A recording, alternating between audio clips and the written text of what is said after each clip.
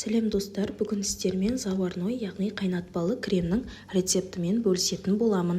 Алдымен қант, жұмыртқа және крахмалымызды салып, осылай араластырамыз. Осы кезде сүтімізді отқа қойып қоямыз, бірақ қайнатып жібермейміз. Яғни ыстық болғаннан кейін оны алып, жаңағы массамызға біртіндеп құя отырып, осылай араластырамыз. Міндетті түрде араластырып отырыңыздар, өйткені сүт ыстық болғандықтан жұмыртқамыздың пісіп кетуі мүмкін.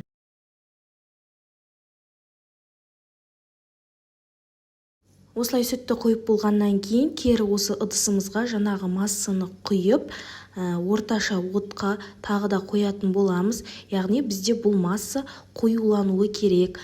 Манная каша сияқты болғаннан кейін, сондай массада болғаннан кейін алып, үстінен бөлме температурасында тұрған сары майымызды салып, тағы да араластырамыз.